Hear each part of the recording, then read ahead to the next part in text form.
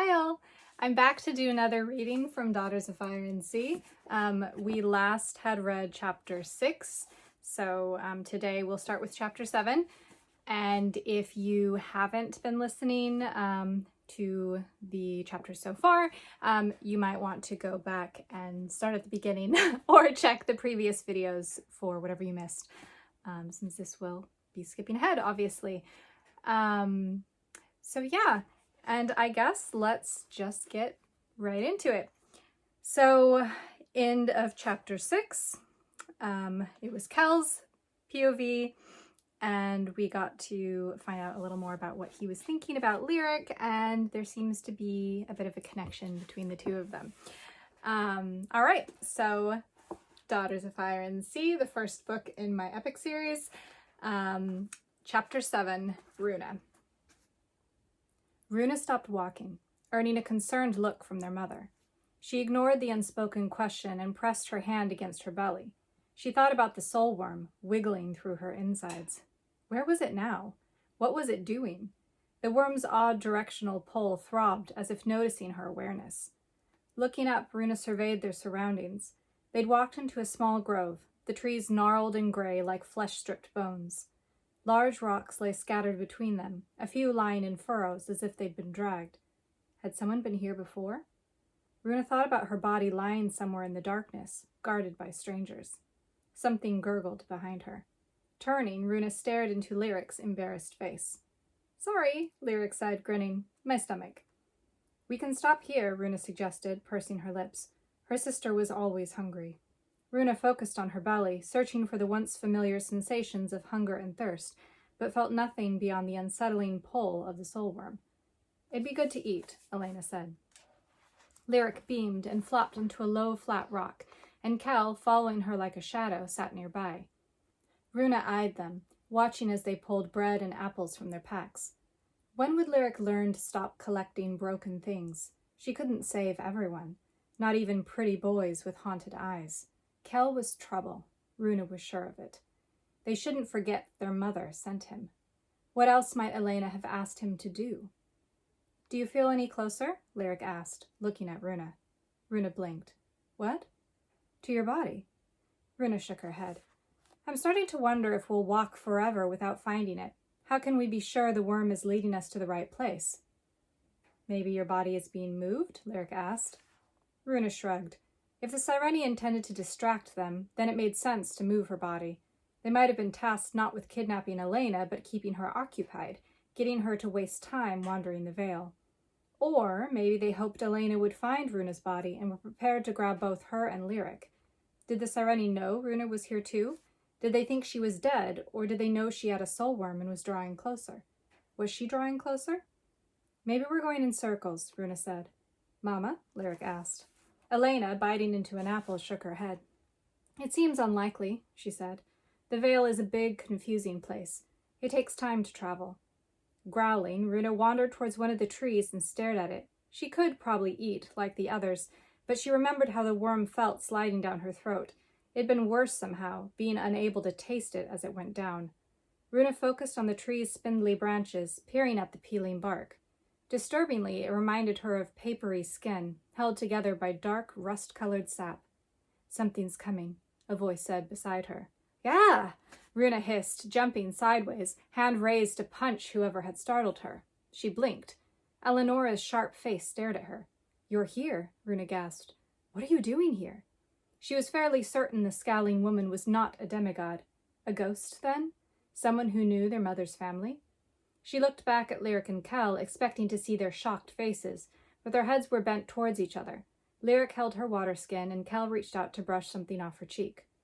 Runa looked at their mother and found Elena staring in the opposite direction, her hand bringing the apple to her mouth for another bite.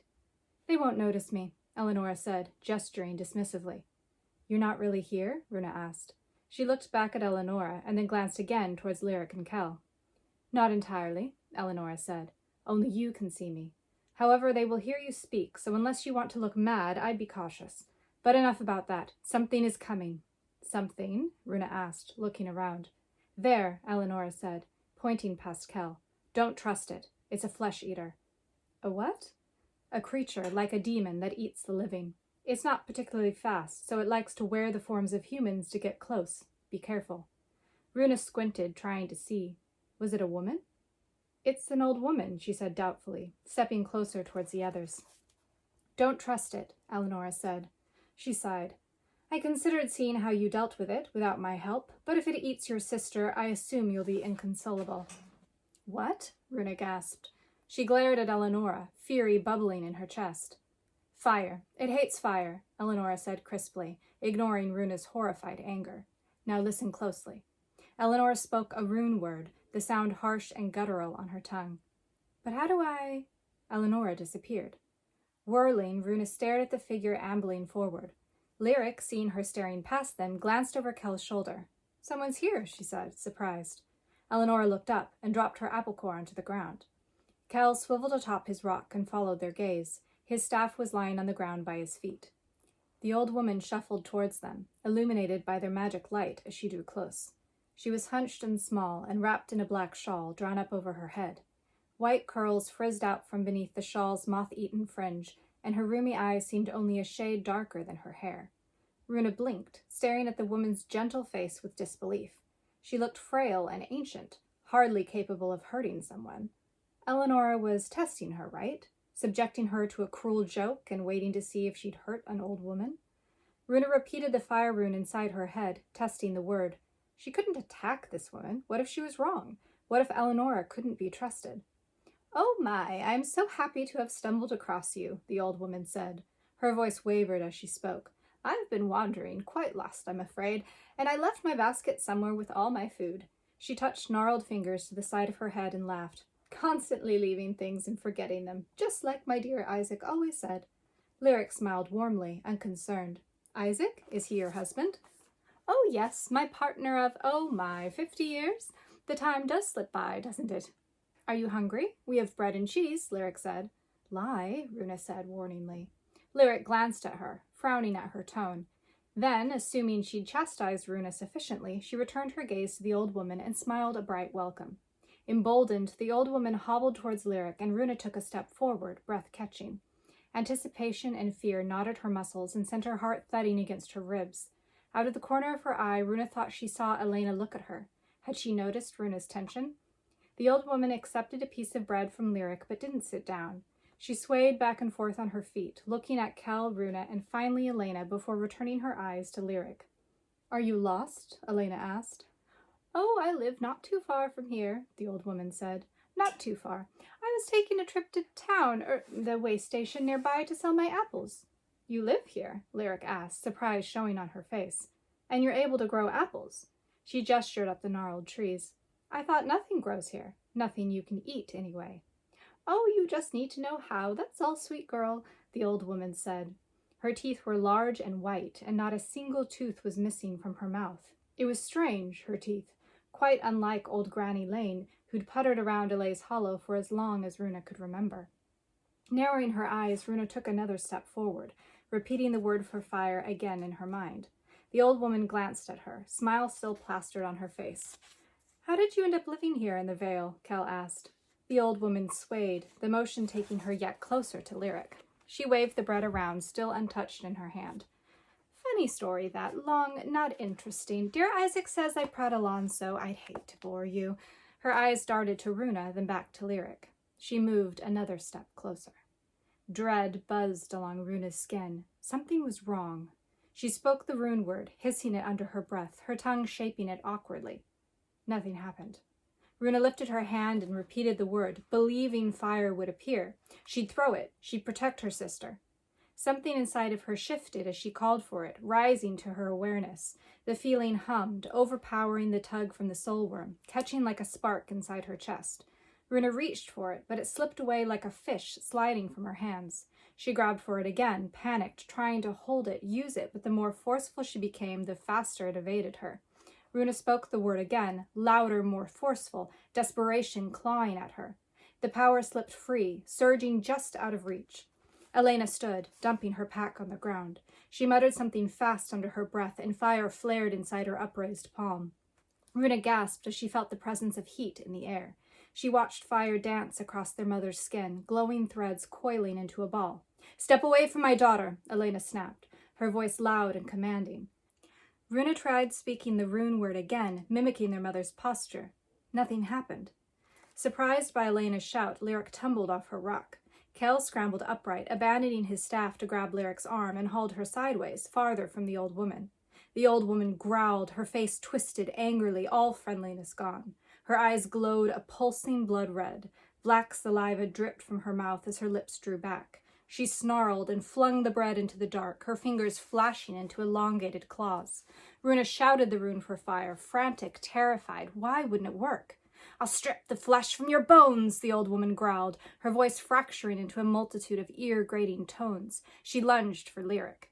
Gasping, Kel twisted, shielding Lyric with his body.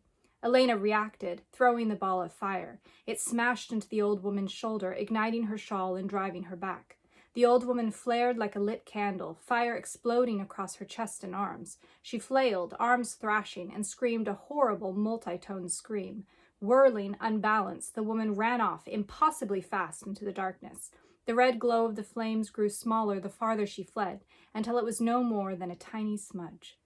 Kel stood up and helped Lyric to her feet. What just happened? Lyric asked, eyes wide and horrified. Her head jerked between the red smudge and Elena's fierce expression. You burned. She wasn't human, Elena said.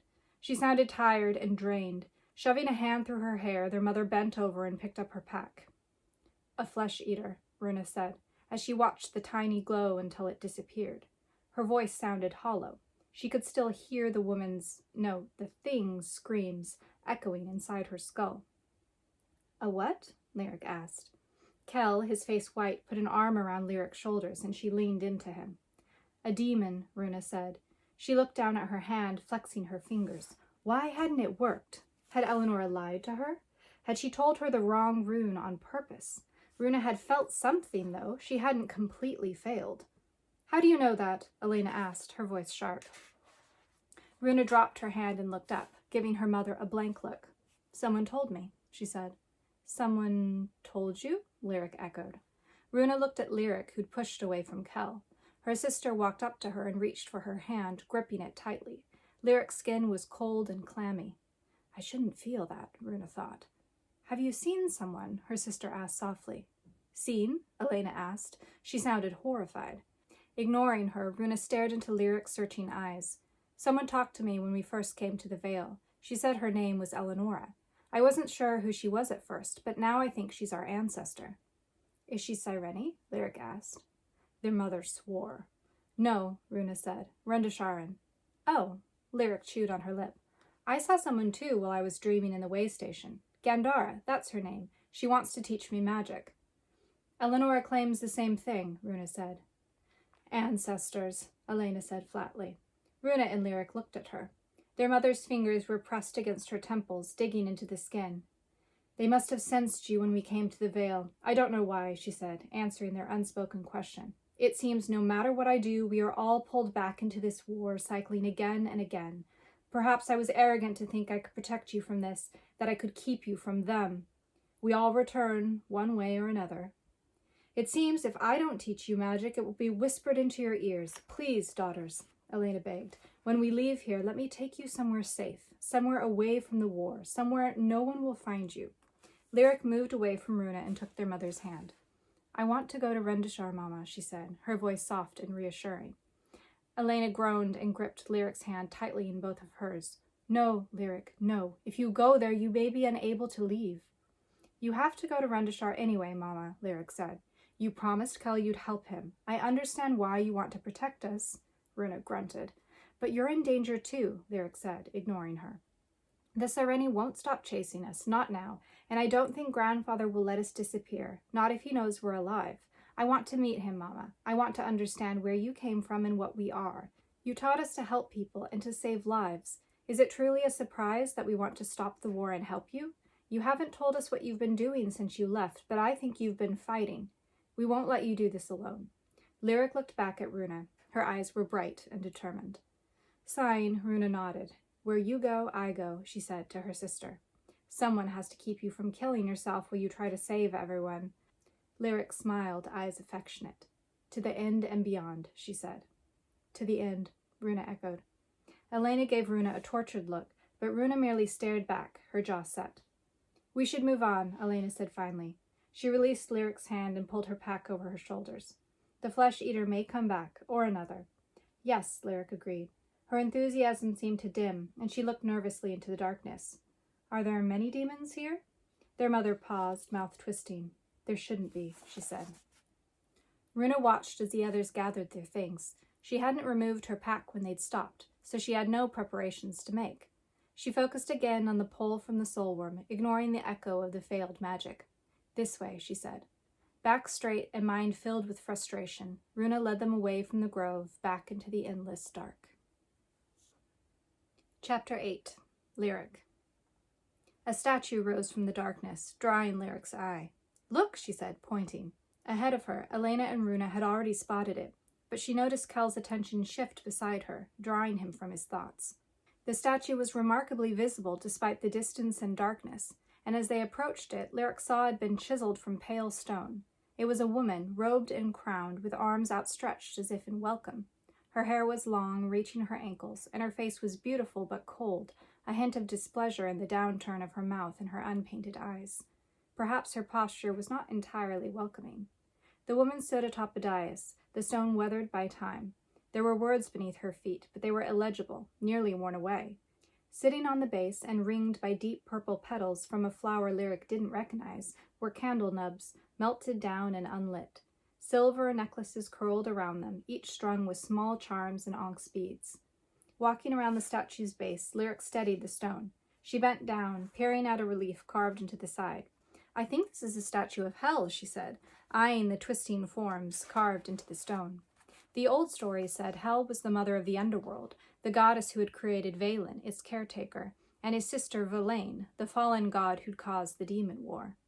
Didn't he also create the daughters of Valen? Lyric asked aloud, thinking back to the beautiful and intimidating women they'd met earlier. Yes, that's what we believe, Kel said, looking away from the front of the statue. What's it doing here? Runa asked. She turned in a circle, looking around them. There's nothing but this. Their mother, sipping from her water skin, shook her head. I don't know, she said. I've only been to the Vale a few times. Things change, move around. Maybe there was once more here, or maybe this is a reflection of something in the living world. Lyric tentatively touched the stone. Feels solid to me, she said. I also feel solid here, Runa said. Her lips quirked as Lyric looked at her. Then her face changed, contorting, and she pressed a hand to her stomach. Something's different, she said. Their mother shoved her water skin back into her pack and stepped up beside Runa. What is it? She asked, concerned. What do you feel? Is it your body? Are we close? Yes, but... Runa paused, cocking her head to the side. It's almost like it's behind something, like it's on the other side of... She made a reaching gesture, her fingers flaring. Lyric blinked, and when she opened her eyes, they were somewhere else. She staggered, reaching out, her hand finding Kel's, who'd moved towards her at the same moment. They grabbed onto each other, eyes meeting. Relief rushed through her. It was strange to think that only a few days ago she hadn't known Kel existed. She hadn't expected to feel this way about someone, especially a man she didn't really know. Abruptly, Kel leaned away from her, looking uncomfortable, and dropped her hand. He turned, his attention purposefully shifting to their surroundings. Lyric knew she didn't imagine Kel's interest or their connection. Why then did he pull away from her? Why did he look afraid? Focus, Lyric told herself. She pulled her eyes off him. They were standing in a long, dark hallway that seemed to stretch endlessly in both directions. It was wide enough that two of them could stand shoulder to shoulder without being pressed against the walls, which meant Kel, despite moving away, was still close enough to touch. That was disconcerting, Runa said. For a moment, Lyric thought her sister meant her and Kel. She blushed, her face growing hot, before she realized Runa was looking at the walls and not her. Of course she didn't mean me and Kel. Stupid. No wonder it felt like we were getting nowhere, their mother said. The Serenity left your body in a reflection, like an image caught in a mirror. It follows you, but you never actually reach it. Lyric studied the hallway, trying to understand what their mother was talking about. There were doors on either side, each a different color and material, and the handles varied as well. Some doors were stone, some wood, and some didn't even seem solid. Where do they all go? She asked, gesturing at a random door. Do we open one? All of them? That one, Runa said immediately. She pointed down the hall to a worn wooden door. Lyric shifted to stare past her sister. Green paint peeled off the wood, and the door was scored in places as if once subjected to a harsh sand-filled wind. "They'll be waiting for us, won't they?" Lyric asked. "The Sireni? We can't just walk in." Their mother nodded, her hand toying with her belt. "They know we're coming. They'll have someone guarding her." "Can they feel us out here?" Kel asked, "in the hall?" "I don't know," Elena said. "Maybe, but I don't think so. This place is in between." Lyric flexed her hand, wishing she'd thought to break off one of the spindly branches from the trees she'd seen. Maybe she'd feel better if she had a club to hold on to. How would they protect themselves? Would the guards have knives? Would they use magic? "They don't know me," Kel said. "I can go through the door first and try to distract them until you come in with Runa." Elena looked thoughtful. "Yes, that might work," she said. "You can act disoriented, rush in like something is chasing you. Sometimes people dream themselves here, to the Vale." "So after Kel goes in, we run in and I just touch my body?" Runa asked. "Will myself back together? It seems too simple." "Your soul will want to return," their mother said. "And this?" Runa asked, touching her chest where the runes were. "Will it prevent me from reuniting?" "No," Elena said. Runa narrowed her eyes. "You know what these are, don't you?" she asked. "You started asking if I'd learned how to do something. Did I do this to myself?" Their mother swallowed. She seemed resigned.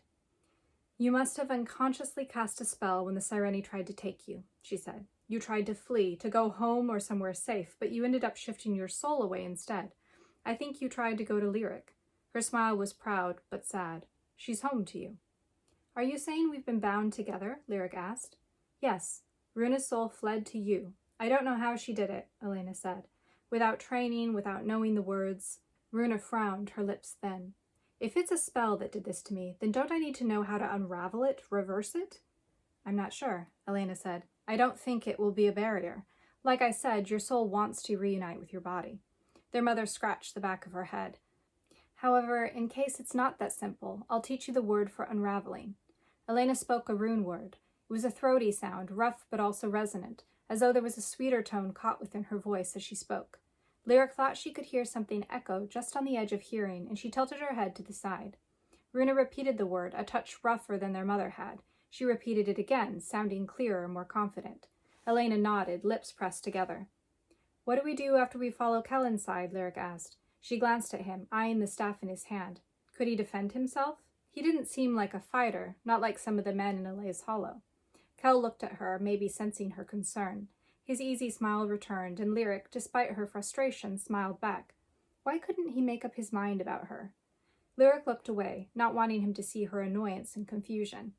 "Can you move us, like before?" Runa asked. "If we jump in and then jump back out when we're done—" "Rue," Lyric said, "the last time Mama tried that, her arm caught fire." "To jump to us, yes," Runa said, "but it didn't seem as difficult when we came to the Vale." "I can't," their mother said. "It's complicated to move like that, and using it consumed my prepared spell. I would have traveled on foot if I hadn't feared for your lives. I'd do anything for you, Runa and Lyric. You're my world, the reason I'm fighting." Runa gave their mother a flat look. "How did you bring us here, then?" "Sheer luck," Elena said. "Our house is in an in-between place like the Vale, existing on the edge of the prairie and the forest. Our realm, the living plane, is thinner there, allowing a person to slip across if they know what to look for." Lyric wanted to ask their mother more about living in an in-between place, if Elena had purposely chosen their house, but she knew now was not the best time to indulge her curiosity. Later, when we're safe, she thought. "What would we do after Runa gets her body back?" Lyric asked instead. Would they flee back into the strange hallway? Was there a thin spot somewhere where they could step out of the Vale? Their mother rubbed the bridge of her nose. "It's easier to leave than it is to get inside the Vale," she said. "We have to open a window. Not a real one, more like a hole. It's not a difficult spell to return. I just need time to cast." "Where will the window open?" Lyric asked. "Back in Calise?" "No," Elena said, shaking her head. "I can't control where we step out. We have to be ready. We may trade one fight for another." Their mother glanced at Kel, who nodded. "I'll be ready," Kel said. "You know how to fight?" Lyric asked, looking at him. Kel nodded, lips curving up at one corner. "My old master was a bit of a brawler. He insisted I make myself useful should a bar fight break out." Lyric smiled, trying to imagine Kel scuffling with drunken men, then looked at Elena. "And me?" she asked. "What should I do?" She had no weapon, and even if she did, she'd only ever used a knife for hunting and healing, never to kill a person. Lyric swallowed, worry souring her stomach. Their mother looked at her consideringly, then smiled. Lyric, remember how you elbowed Alana Greenwich out of the way while playing Hog's Ball at the fall festival? Lyric glanced at her, teeth flashing as he grinned wide, and Lyric flushed. I was 8, she said. If anyone gets close, use your elbows and feet, Elena said. Despite her serious expression, her eyes twinkled with the memory. But if they're using blades, don't fight. Run if you can, let them chase you. If they catch us, we can always escape, but I can't bring you back from the dead. Her hazel eyes flicked to Runa. Not usually, anyway. Lyric nodded and looked at her sister. Runa looked fierce, determined. Lyric doubted she'd let anything get in her way, and unlike the rest of them, Runa didn't have to fear injury. What if there's a lot of them? Lyric asked. What if that door opens onto the deck of a ship? I think I can see what's inside without opening it, Elena said. She walked up to the door and put her hand in the scored wood. Closing her eyes, she raised her other hand, palm up, and began to softly speak in runes. A ghostly image appeared, growing stronger as their mother chanted, until Lyric could see all 4 walls of a room. Appearing within the filmy blue lines were 2 pinpricks of light, one stationary beside the door and the other moving around the opposite edge. Elena, sweat beading on her brow, stopped speaking and opened her eyes, steadying the hovering image. The room's outline lingered for several breaths, then faded entirely from view. Their mother stepped back, putting distance between her and the door. That's incredible, Runa said. Her eyes had lightened, curiosity softening her face. 2 people are in the room? Lyric asked, hazarding a guess about the pinpricks of light. Could you tell where Runa's body is? Was it the dot beside the door? No, Elena said. That's likely a Sireni guarding the entrance. I'd guess they've placed her somewhere away from the door, against the far wall. Do you think there's another entrance or exit? Runa asked. It makes sense to have an escape route if someone comes through the front door. Maybe they don't want to flee, Lyric said. I think they'll try to trap us as quickly as possible, Elena said. She looked down at her belt, examining the round bottles. They're unlikely to attack Kel until they know who he is. That gives us time to surprise them. What are those? Runa asked, pointing at their mother's belt. Elena glanced up, her fingers stilling atop one pale green orb. Captured spells, she said. Her reticence returned, humming through her voice. Like the light spell? Runa asked. Something you can prepare and use later? Yes, though these are one use. Held spells don't require energy to keep them alive. The glass is spelled to hold them in stasis. Now if we... What do you have? Runa asked. Their mother pursed her lips. Wind, a powerful flash of light, and a web spell. It makes the floor sticky, trapping you in place. You don't always have to prepare spells, though, Lyric said thoughtfully. Like with the old woman. You chanted and created fire. Yes, Elena said, but that's slower. What happens if you break one while it's on your belt? Runa asked. Nothing good, their mother said. Now, our plan. The longer we stay out here... Right, Runa said. Kel will go in, and then... Kel, try to draw them away from the door, Elena said. Do whatever you have to. Kel nodded, his eyes considering.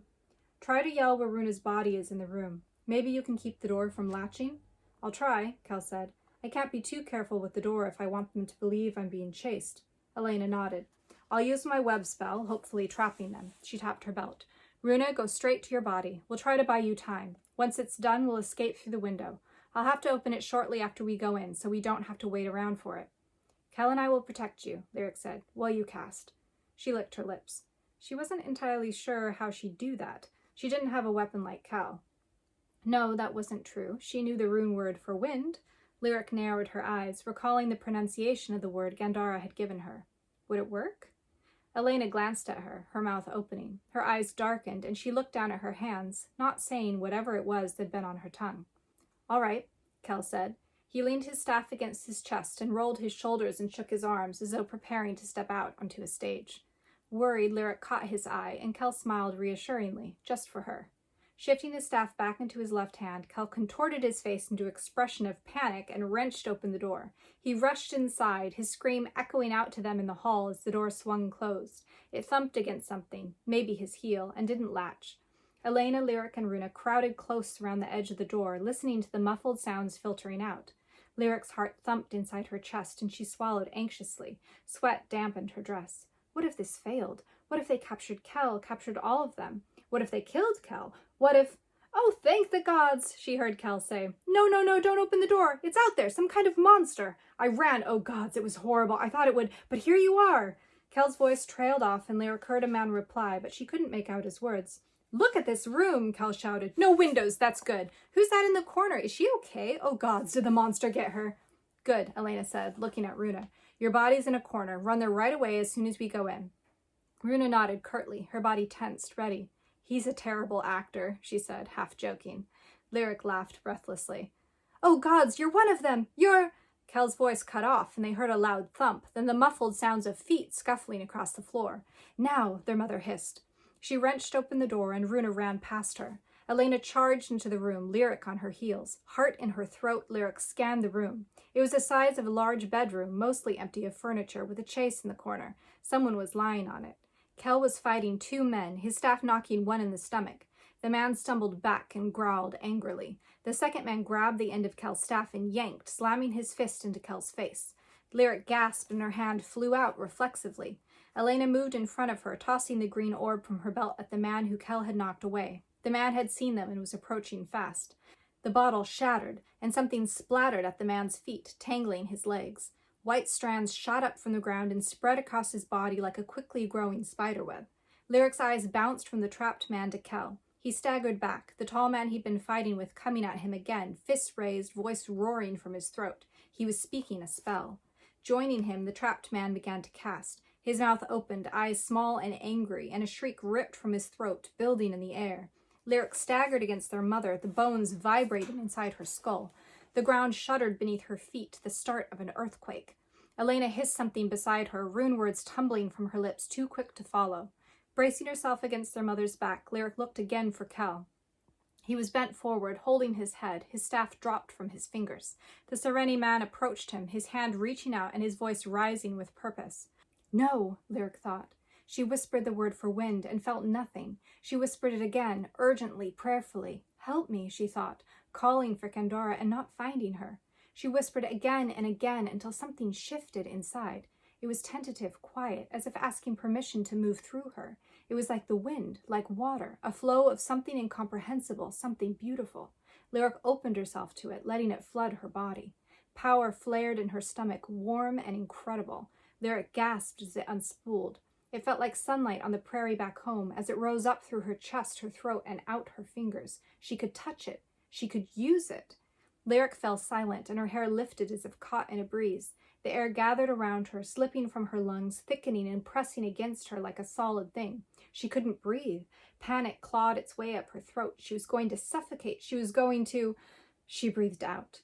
The wind rushed away from her, splitting into two currents as it raced towards both of the Sereni. The man approaching Kel was thrown sideways, his body smacking against the wall. The trapped man bent backward, unable to fall, as the wind filled his mouth and cut off his casting. A bone snapped in his leg, and his face went white. The bone-rattling shriek stopped. The shaking cut off. Elena yelled, and a window appeared at the back of the room, hovering above the floor, a hole in the veil. Lyric's eyes snapped towards it, and she gasped. Something shimmered beyond the opening as it rippled like a wind-touched pool. Was that a beach on the other side? She looked sideways to the chaise. Runa was sitting up and swinging her legs off onto the ground. Her sister blinked, looking up, meeting Lyric's wide eyes. Then she gasped and vomited onto the floor. "Move," Elena hissed, shoving Lyric forward. Lyric stumbled, looking to her right at Kel. Past the disoriented Sereni man bent backward. Kel was standing again, moving unsteadily, staring at the man Lyric had thrown against the wall. "I did that," Lyric thought with shock, her legs slowing. "Lyric!" Elena yelled, desperation coloring her voice. Lyric blinked. She had to get Kel's attention. He hadn't seen the window. "Kel!" she yelled. Kel looked at her and the man between them, turning his head as Lyric pointed at the window. Nodding, Kel shuffled forward, holding his right arm and leaving his staff on the floor. Lyric ran towards the window. Breaking free from Elena's trap, the Sereni man watched Lyric as she ran past. He clutched at his leg, dragging it forward. Elena reached Runa and grabbed her arm. She scooped Runa's pack off the floor and hauled her towards the window. Her eyes met Lyric's, and she nodded, then tumbled backward through the opening, carrying Runa with her. Lyric stopped at the window and hesitated, looking sideways for Kel. "Here!" he gasped, reaching for her. The Sereni man lurched forward, trying to catch Kel's ankle, and Kel kicked his hand away. Grabbing Lyric's waist, Kel stared into her face, breathing hard. His eye was starting to blacken, and blood trickled from its nose. "Stop!" one of the men yelled. The second man, the one Lyric had thrown into the wall, was standing, staggering towards them. The man with the injured leg started chanting.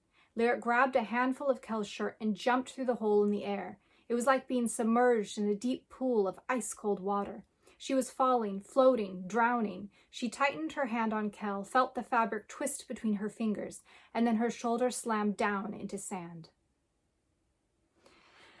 And that is a bit of an exciting end to that chapter, but we're already getting kind of long for this video, so I'm going to have to cut it off. So I apologize. We are going to have to wait for chapter 9 for next week. I hope you've been enjoying it. I know I say this every time, but if you're impatient with the pace, you can find links to get a copy of the book on my website, so you can read ahead without waiting for me.